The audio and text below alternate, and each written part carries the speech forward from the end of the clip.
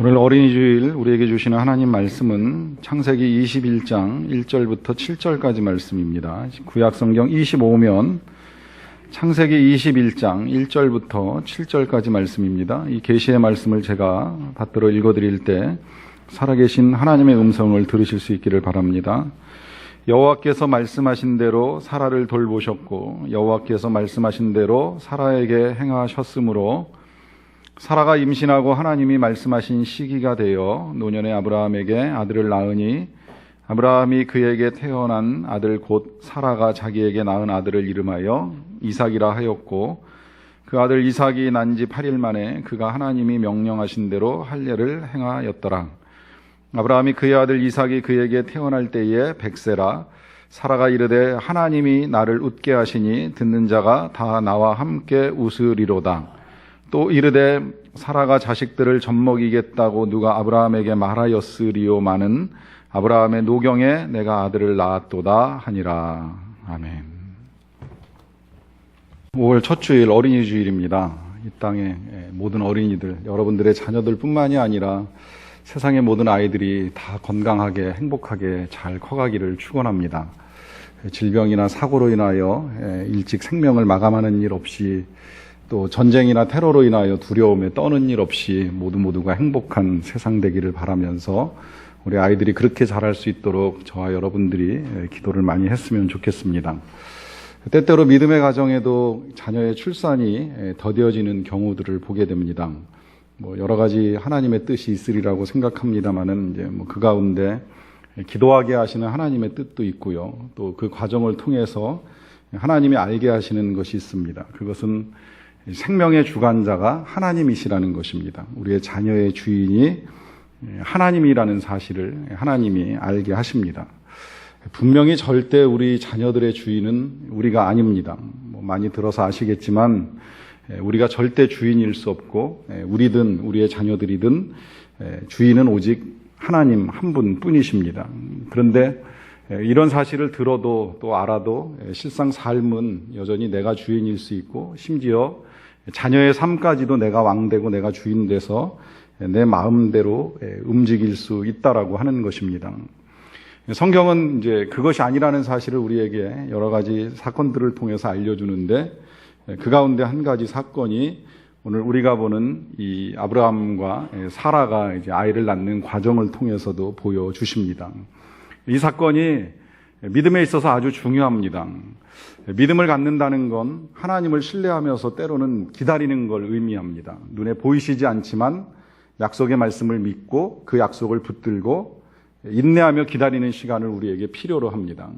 그 일 때문에 하나님께서 믿음의 조상이라고 말하는 아브라함을 제일 먼저 부르셔서 세우실 때 하신 일이 기다리게 하시는 것이었습니다. 오래 기다리게 하십니다. 약속으로부터 기다리면 한 25년, 또 일생을 놓고 보면 아마 그 이전부터 사라와 결혼하는 날로부터 시작을 해서 첫 아이 이삭을 그 사이에서 낳을 때까지 수십 년의 세월 동안을 기다리게 만드셨습니다. 이 기다림 가운데에 이루어지는 하나님의 약속을 보면서 이제 하나님이 말씀하시고 그 말씀을 성취하시는 분이라고 하는 사실을 깨닫게 하시는 것입니다. 그와 더불어서 그렇게 해서 태어난 이 이삭이 아브라함의 소유가 아니라 하나님의 소유라는 걸 아브라함이 믿고 따라가게 하십니다. 이것이 아브라함에게 분명한 믿음으로 자리 잡으니까 나중에 하나님이 이삭을 달라고 요구하셨을 때 아브라함이 주저하지 않는 거예요. 주신 분이 하나님이시니까 데려가셔도 할 수 없다. 이 생명의 주인은 하나님이시니까 하나님이 죽이라고 하면 죽일 것이고 하나님이 죽이라고 하셨으니 하나님이 다시 살려내시지도 않겠는가? 그 옛날의 부활의 믿음을 가지고 이삭을 하나님께 바치는 일을 하게 되는 것입니다. 이것이 하나님을 주인으로 믿고 살아가는 것이요. 또 나의 자녀도 하나님의 소유라고 하는 사실을 인정하며 살아가는 믿음입니다. 저와 여러분들이 읽은 오늘 하나님의 말씀은 이제 그 과정의 이제 요약이라고도 할 수 있겠어요. 말씀 보자면 말씀하신 대로 사라에게 아이가 생겼고 또 말씀하신 때에 출산하는 사건입니다. 이 사건을 경험하게 된 사라가 고백하는 말이 오늘 6절에 이렇게 기록되어 있습니다. 사라가 이르되 하나님이 나를 웃게 하시니 듣는 자가 다 나와 함께 웃으리로다. 이렇게 말하는 이유가 몇 가지 있죠. 먼저는 일단 자녀를 주셔서 기쁘고 감사해서 웃는다는 고백도 될 수 있습니다만, 또 한편으로는 사라가 하나님의 말씀을 그렇게 처음부터 신뢰하지 않았습니다. 한 1년 전쯤에 하나님의 종이 이 집에 찾아와서 내년 이맘때 너희에게 아들이 있으리라고 말씀하실 때 옆에서 듣고 있던 사라가 비웃었어요. 비웃은 건 또 어떻게 보면 당연해요. 자신의 나이가 이미 90이 다 돼가고 또 과학적으로 생물학적으로 도저히 아이를 낳을 수 없는 상태에 놓여 있다는 것을 알고 있는데 내가 아들을 낳는다? 이건 있을 수 없는 일이라고 생각하고 말도 안 되는 소리였기 때문에 웃었습니다. 그런데 그가 웃었던 그 일이 실제화되고 그렇게 자기 자신이 아이를 낳다 보니까 지금 기뻐하고 감사하면서 또 한편으로는 부끄러운 마음으로 이렇게 고백하는 거예요. 하나님이 나를 웃게 하신다. 하나님이 나를 웃게 하신다. 이 고백 속에서 이 자녀를 주신 분은 하나님이시다라고 하는 분명한 고백을 하고 있는 것입니다. 이 말씀뿐만이 아니라 오늘 이제 시간이 없어서 다 읽진 못했습니다만은 요 사건 바로 앞에 보시게 되면 아비멜렉의 집에 자녀를 주시는 하나님의 이야기가 기록되어 있습니다. 그 중에 한 구절만 읽어드릴게요. 20장 17절의 말씀인데요. 아브라함이 하나님께 기도하매 하나님이 아비멜렉과 그의 아내와 여종을 치료하사 출산하게 하셨다. 이 한 절을 통해서도 분명히 아브라함의 기도를 들으시고 출산을 도와주시는 분은 하나님께서 아비멜렉의 아내에게 또 그 여종들에게 출산하게 하시는 하나님이신 것을 말씀하고요. 그 다음에 이제 지금까지 읽었던 그 21장 7절 이후에 보면 이제 또 한 가지 사건이 나오는데 그 사건은 아브라함이 이전에 여종을 통해서 낳은 아들 이스마엘을 떠나보내는 사건입니다. 하나님 약속을 듣고 나서 기다리다가 지친 이 아브라함이 하갈이라고 하는 여종의 몸을 빌려가지고 이스마엘이라고 하는 아들을 낳았어요. 그래서 그 아들을 잘 키웠는데 갑자기 이제 사라가 다시 잉태하고 이삭이라고 하는 아들을 낳으니까 이 사라가 여종하고 그 아들을 내쫓으라고 명령을 내립니다. 요구하는 거죠. 사실 사라 입장에서는 그렇게 내보낼 수 있지만 아브라함 입장에서는 이 일이 쉽지가 않아요. 어쨌든 이스마엘도 자기의 핏줄이고 귀한 생명인데 이 어린 생명을 그 어머니와 함께 내쫓는다? 이것 때문에 아브라함의 마음에 깊이 근심이 되었다고 성경이 말합니다. 그런데 그 깊은 근심을 가지고 있을 때 하나님이 찾아오셔가지고 아브라함에게 말씀하신 내용이 이렇습니다. 그냥 보내라는 거예요. 걱정 말고 보내라는 거예요. 그 생명도 내가 책임질 터이니 걱정 말고 내보내라 하는 이 말씀 듣고 그 이튿날 새벽에 아브라함이 이제 이짐저짐 챙겨가지고 자신의 아들인 이스마엘을 떠나보내는 일을 하게 됩니다. 이 사건을 통해서도 우리 하나님께서 말씀하시는 건 동일합니다. 자녀의 주인, 생명의 주인은 하나님이시라고 하는 것입니다. 절대 우리가 우리의 주인도 우리의 자녀들의 주인도 아니라고 하는 것입니다. 금요일마다 성령 기도회를 하는 중에 몇 주 동안 다른 교회 성도님들의 간증을 영상을 통해서 계속 보는 일이 있었습니다. C채널에서 오직 주만이라고 하는 프로그램에 출연해서 간증을 했던 사람들의 간증인데요. 그 간증하는 사람들은 진짜 인생의 주인을 예수님으로 완전히 바꾸고 그렇게 살아가는 사람들의 고백을 담고 있습니다. 그걸 계속 봤던 이유는 이제 우리도 좀 그렇게 살았으면 좋겠고 또 그냥 제 개인적 욕심으로는 우리 가운데도 정말 그렇게 인생을 완전히 예수님과 함께 바꾸어서 그런 간증을 할 수 있는 사람이 많았으면 좋겠다라고 하는 마음을 가지고 계속 보았습니다. 이제 보던 중에 함께 금요일 날 기도하면서 보신 분들 중에 주일에도 좀 보면 안 되느냐는 말씀들을 많이 하셨어요. 그런데 이제 볼 수 없었던 이유가 이 간증이 좀 길어요. 평균 한 20분 정도 이렇게 시간이 되다 보니까 예배가 20분 길어지는 것도 그렇다고 설교를 하지 않고 간증만 보는 것도 그래서 주일날 보는 건 되게 힘들다고 생각을 했습니다. 그런데 오늘 제가 이제 고민 끝에 한 사람의 간증을 꼭 여러분들과 봐야 되겠다라고 하는 결정을 했습니다.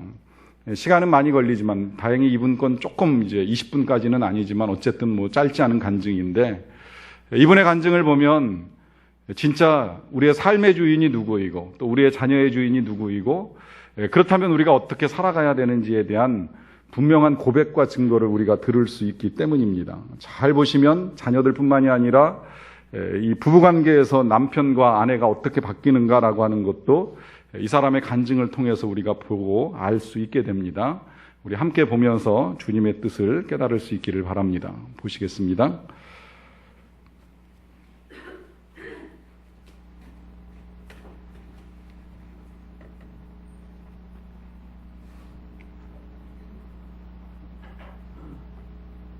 어려서 부모님께 관심과 사랑을 받지 못했다는 생각으로 살았어요. 그래서 제 소원은 오직 좋은 엄마가 되는 거였어요.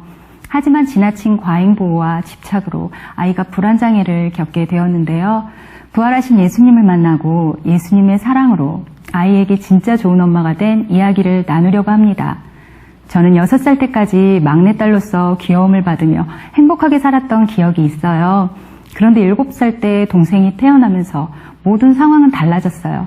동생이 내 인생에 등장하고부터 부모님의 사랑을 빼앗겼다는 생각에 동생이 너무 미웠어요. 집안 살림이 넉넉하지 않아서 엄마는 장사를 하셔야 했는데요. 제가 관심을 가져달라고 투정을 부리면 먹고 살기도 힘들어 죽겠는데 너까지 힘들게 하며 신세한탄을 하셨습니다. 한 번은 엄마가 사과를 사와서 어린 동생만 주시는 거예요. 그 모습을 지켜보면서 먹고 싶기도 하고 서럽더라고요. 엄마가 동생만 사랑하고 저는 사랑하지 않는다고 생각했습니다. 다른 아이들은 겨울이 되면 학교에서 털 실내화를 신는데 저는 가정형편 때문에 한겨울에도 얇은 실내화를 신고 다녀야 했어요. 발이 너무 시렸는데 엄마가 나를 사랑하지 않아서 실내화도 안 사준다고 생각하니 정말 서럽더라고요. 학교 소풍이나 운동회 가다가 오면 엄마는 깊은 한숨을 쉬시며 엄마가 안 가면 안 되겠니? 김밥 말고 그냥 밥 사가면 안 돼? 몇 번을 물어보셨어요. 소풍날 김밥을 안 싸주시거나 운동회 날 안 오셨던 적은 한 번도 없으셨지만 행사만 되면 엄마의 깊은 고민은 저를 항상 불안하게 만들었어요. 항상 엄마의 세심한 관심을 받고 싶었는데 그것이 충족되지 못하니 불만이 쌓여갔어요. 제가 받지 못했던 보살핌과 사랑을 제 아이들에게는 다 해주는 좋은 엄마가 되겠다고 마음속으로 다짐했습니다. 결혼 후 첫 아이를 낳고부터 저는 아이 외에는 아무것도 중요하지 않았던 것 같아요. 남편도 부모도 심지어 저 자신도 무시할 만큼 아이 양육에만 올인을 했어요. 첫 아이가 태어나고 2달 되던 날이 제 생일이었는데 친정 식구들이 모두 모여 외식을 한다고 했어요. 저는 더러운 식당에 아이를 데리고 갈 수 없다고 우리 가족은 못 간다고 빠졌어요. 시골에서 먼 길 올라오신 부모님을 배려해드리는 것보다 고기 굽는 냄새, 담배 냄새 나는 식당으로부터 아이를 보호해야 하는 것이 더 중요했습니다. 전 아이가 6개월 때까지 아기띠를 하지 않았어요. 자꾸 연약한 아이를 꽉 조이는 것 같고 엄마가 편하자고 아이를 불편하게 하고 싶지 않았거든요. 생후 100일 동안 아이를 많이 안아주면 똑똑해진다는 말을 듣고 먹고 자는 시간 외에는 산후조리고 뭐고 없이 무조건 안아줬고요. 또 아이가 아토피에 걸릴지도 모른다는 생각에 열심히 청소하고 이불을 매일 햇볕에 널어 말렸어요.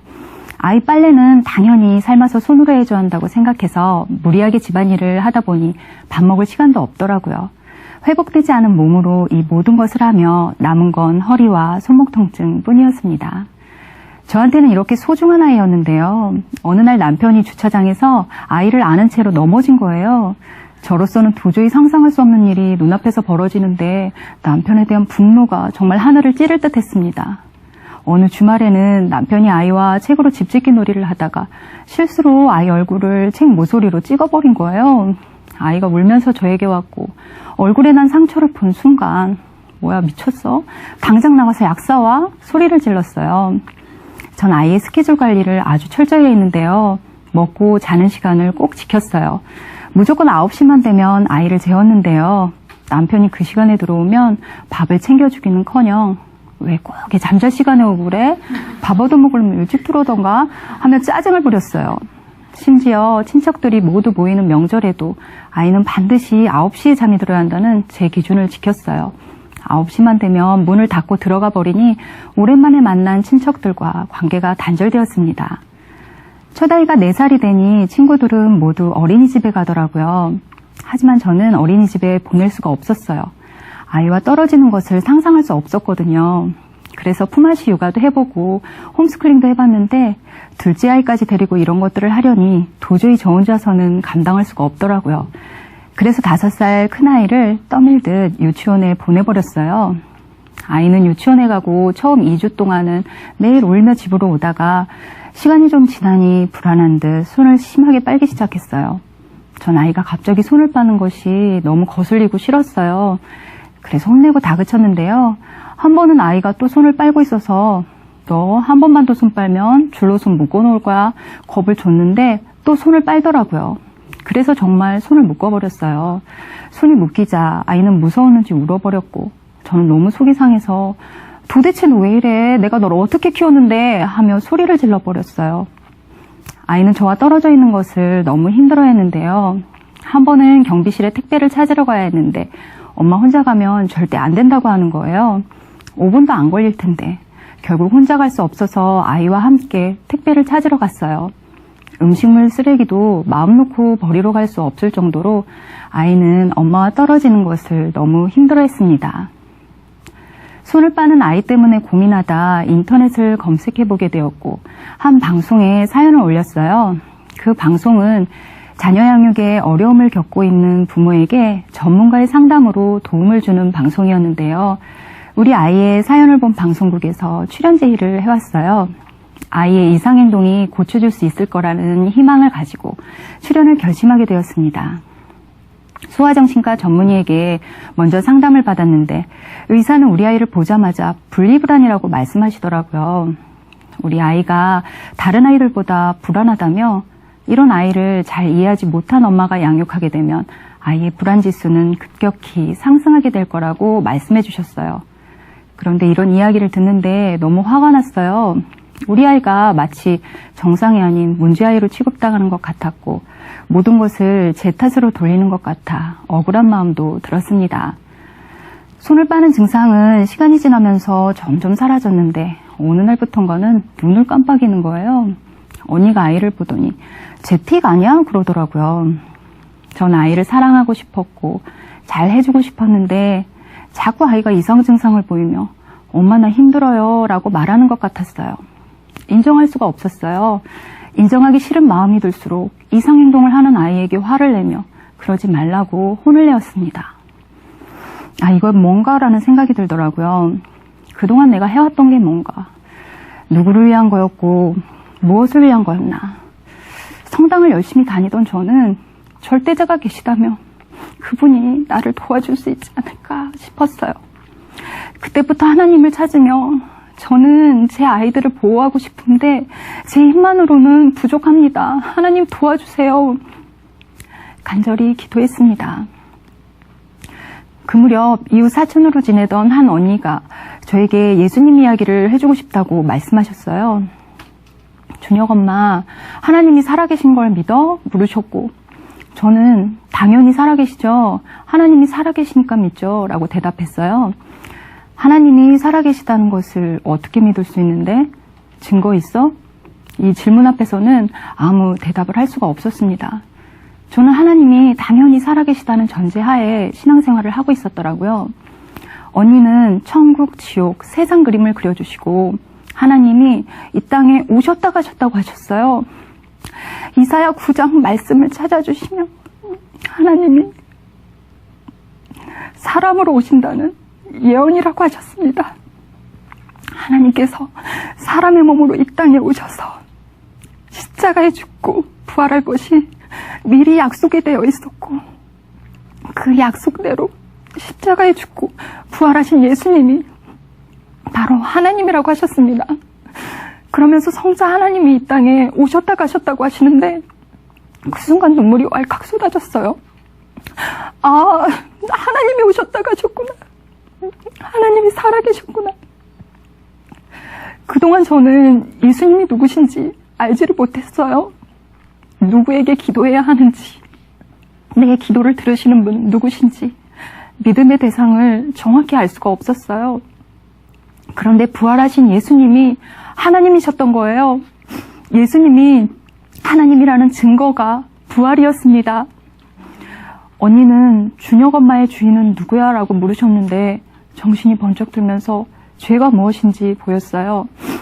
성령께서 책망하시는 죄는 전능자 하나님이 오셨다 가시면서 부활로 증거를 주셨는데도 예수님을 믿지 않는 죄, 자기가 주인 되어 사는 죄, 이 죄가 바로 지옥갈죄였어요.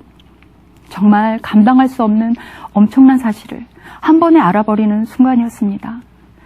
저는 육신의 부모에게서 사랑과 보살핌을 받지 못했다는 생각으로 살아왔기 때문에 내 자녀들만큼은 누구보다 사랑하고 싶었고 그렇다고 자부했어요. 그런데 저는 아이의 마음, 아이가 원하는 것은 안중에도 없었고 제가 원하는 것만 강요했어요. 결국 제 만족을 채우기 위한 것이었더라고요. 그랬기에 아무리 열심히 사랑으로 키운다 했어도 제 마음은 충족되지 않았고 아이가 내 기대치에 따라와 주지 못하니 서로 힘들었던 거예요. 겉모습은 사랑이라는 포장지로 가리워져 있었지만 실상은 내가 왕되어 내 마음대로 아이를 쥐고 흔들었던 거예요. 하나님 없이 왕노릇하며 괴물같이 살던 저의 죄를 예수님께서 십자가에 죽으시고 부활하셔서 영원한 제사로 사해 주셨어요. 그런데 예수님을 믿지 않고 여전히 내가 주인 행세를 했던 거예요. 이것이 죄라고 단 한 번도 생각하지 않고 당당하게 살았던 저는 눈물로 회개할 수밖에 없었습니다. 하나님, 예수님을 믿지 않고 제가 주인 되어 살았습니다. 하나님을 무시한 것도 모자라 아들까지 무시하고 모든 걸 제 마음, 제 뜻대로 하고 살았습니다. 하나님의 생명과 바꾼 귀한 자녀들을 제 마음대로 휘두르고 살았습니다. 이 죄를 어찌 용서받을 수 있겠습니까? 제가 이렇게 끔찍한 죄인인 줄 몰랐습니다. 용서해 주세요. 예수님께서는 이런 죄인의 마음도 두드리고 계셨어요. 제가 문을 열면 마음 안으로 들어오셔서 저와 더불어 먹고 함께 하신다고 하셨습니다. 이런 예수님이 저의 주인이심을 절대 놓치고 싶지 않았어요. 예수님을 나의 주, 나의 하나님으로 모셔드렸습니다. 예수님을 주로 모신 내 마음이 너무나 평안하니 아이를 대하는 것이 달라졌고 아이도 조금씩 평안을 찾아갔어요. 저는 알 수 있었어요. 아이의 문제가 아니라 예수님이 없는 내 마음이 불안장애였다는 것을요. 저는 제 자신이 귀한 존재라고 생각해 본 적이 한 번도 없었어요. 그런데 하나님은 저를 하나님의 형상대로 만드시고 보기에 심히 좋았다고 말씀하셨어요. 그리고 사랑하기 때문에 나와 함께하기 위해 창세전부터 죽기로 작정하셨고 이 땅에 저를 찾아오셨더라고요. 저는 하나님의 사랑을 받는 천하보다 귀한 존재였어요. 저를 향한 하나님의 사랑으로 모든 것이 충분했고 그 사랑으로 아이들을 양육하게 되었습니다. 지금 우리 아이는 손을 빨거나 눈을 깜빡이는 불안 증세를 보이지 않아요. 엄마가 옆에 있으나 없으나 자기 할 일을 아주 잘하고요. 밝고 적극적인 아이라고 선생님께 칭찬을 듣기도 한답니다. 제 마음에, 아이의 마음에 참 목자인 예수님이 주인 되어주신 것이 너무나 감사해요. 저는 모든 것을 희생하며 좋은 엄마가 되기 위해 열심히 노력했어요. 그리고 아이들을 사랑하는 것에 대해 한 번도 의심해보지 못했어요. 그런데 예수님을 만나게 되고 그 사랑을 받고 보니 제가 아이들을 정과 욕심으로 양육하고 있었더라고요. 자녀 양육은 더 이상 제 욕심으로가 아닌 주 예수께 받은 사명이었습니다. 아이들을 사명자로 키우기 위해 함께 가정에서 예배를 드리고 있어요. 예배를 드리던 어느 날 6살 된 첫아이가 엄마 사랑해요. 그런데 엄마도 사랑하지만 예수님을 더 많이 사랑해요. 엄마는 두 번째예요. 고백하는 거예요. 저는 깜짝 놀랐어요. 사실 어린 아이들이 예수님께 얼마나 마음을 드릴 수 있을까 생각했거든요. 그런데 예수님께 순수하게 사랑을 고백하는 아이를 보면서 말씀으로 성령께서 친히 아이들을 양육하고 있다는 것에 감격이 되더라고요. 하나님께서는 우리 가정에 전혀 생각지도 않던 셋째 아이를 선물로 주셨어요. 왜 이 상황을 허락하셨는지 시간이 지날수록 너무도 그 마음을 잘 알게 되었습니다. 어린 새 아이들을 양육하면서 누구보다도 엄마의 마음을 이해할 수 있는 시간들을 보내고 있어요. 어린 동생에게만 사과를 주시던 마음, 신뢰까지 신경을 써주실 수 없었던 마음, 어린아이를 데리고 김밥을 싸는 것이 얼마나 힘든지 그 상황들을 모두 제가 겪어보니 엄마에게 너무 죄송한 마음이 들었어요. 그동안 힘들게 살아오신 엄마가 예수님을 믿고 자유한 삶을 사셨으면 하는 간절한 마음으로 기회가 될 때마다 복음을 전하고 있습니다. 하루는 아이를 통해 하나님의 마음을 볼 수 있게 해주셨어요. 아이가 저에게 혼이 나고도 엄마, 그래도 난 엄마를 사랑해 라고 고백하는 걸 보면서 내가 오히려 아이들에게 사랑을 받고 살았구나. 난 아이를 내 욕심을 채우는 도구로 사랑했었는데 아이는 엄마인 나를 처음부터 순수하게 사랑했구나. 엄마를 사랑하니 함께하고 싶었고 엄마가 원하는 대로 하고 싶은데 못 따라주니 불안해했던 거예요. 나의 어떠함과 상관없이 조건 없이 사랑하는 아이의 모습을 통해 하나님의 마음을 볼 수 있었어요. 어린 아이와 같이 조건 없는 순수한 사랑, 그 사랑으로 하나님을 또 저에게 맡기신 아이들을 사랑하길 원하셨습니다. 저는 육아에 집중하다 보니 늘 피곤해서 남편이 출퇴근하는 모습을 볼 수 없는 날이 많았어요. 요즘은 저녁 늦게까지 말씀을 묵상하며 남편을 기다리고요. 퇴근한 남편에게 저녁도 차려주며 말씀으로 교제도 하고 있어요. 또 새벽 기도를 하다 보니 일찍 출근하는 남편의 아침 식사도 차려줄 수 있어서 너무 좋습니다. 남편은 나에게 피해만 준다며 원망만 하던 때에는 장점은 하나도 보이지 않았는데요. 아이 셋을 키우는데 부족함이 없게 성실히 가장으로서 책임을 다해준 것이 너무 감사하더라고요. 또 예수님을 믿게 된 후 저의 옛사람을 돌아보니 남편의 인내에 존경심까지 생기더라고요. 저를 끝까지 참고 인내해 줄 수 있는 성품의 남편을 만나게 해주신 하나님께 감사합니다. 그동안의 저의 잘못을 사과하고 죽게 대하는 마음으로 남편을 섬기게 되었습니다. 야수와 같던 아내가 변했다며 복음의 능력에 감격하던 남편도 예수님을 주인으로 영접했어요. 이제 우리 부부는 자녀 양육도 주님 안에서 한 마음으로 함께하게 되었습니다. 얼마 전 제가 우리가 더욱 깨어있자 아이들에게 세상이 들어가는 것도 부모를 통해서고 말씀이 들어가는 것도 부모를 통해서인 것 같아 하니까 남편이 부모인 우리가 더 기도하며 초점을 예수님께 맞춰주고 말씀을 많이 넣어주자 하더라고요. 남편과 한마음이 아니었다면 새 아이를 키우는 것이 참 막막했을 텐데요. 주님 안에서 가정을 이룬다는 것이 얼마나 큰 축복인지 알게 해주셨습니다. 아이들을 사랑으로 양육하는 좋은 엄마가 되고 싶었는데 사랑이 뭔지 모르다 보니 아이들은 힘들어졌고 저도 지치고 가정은 망가졌어요. 그랬던 제가 예수님의 사랑을 알게 되고 그 사랑으로 아이들을 양육하게 되면서 진정으로 아이들을 사랑할 수 있는 엄마가 되었습니다. 남편과 함께 주님께서 맡겨주신 새 아이들을 이 시대를 살릴 사명자로 잘 키우겠습니다. 복음으로 우리 가정을 자유하게 해주신 예수님 사랑합니다. 감사합니다. 자녀의 행복을 바라지 않는 부모는 안 계시리라고 생각합니다. 그러나 때때로 우리가 아이들의 행복을 위해서 도와주는 것들이 아이를 진짜 행복하게 해주는 것이 아닐 수도 있다는 생각을 하면서 진짜 행복을 위한 길은 한 가지입니다. 우리의 주인을 바꾸는 겁니다. 자녀의 주인을 바꾸는 겁니다. 그래서 우리들이나 우리의 모든 자녀들이 다 행복하게 살아가기를 간절히 축원합니다. 같이 기도하시겠습니다. 사랑의 하나님 감사합니다. 부족한 우리들을 용납해 주셔서 감사드립니다. 죄인된 우리들, 자격 없는 우리들 위해서 이 땅에 오셔 십자가에서 죽으시고 부활하심으로 우리의 모든 죄 사해 주심 진심으로 감사드립니다. 이런 부족함 많은 우리들을 또한 부모 삼으셔서 우리의 자녀들을 맡겨주신 하나님이 우리를 용납하셨듯이 우리도 우리의 자녀들을 용납하기 원합니다. 하나님이 우리를 있는 모습 그대로 받아주셨듯이 우리도 우리의 자녀들을 있는 모습 그대로 사랑하기 원합니다.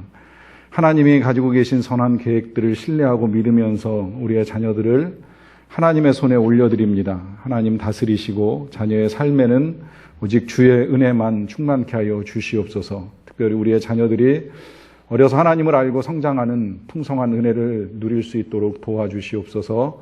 예수님의 이름으로 기도하옵나이다. 아멘.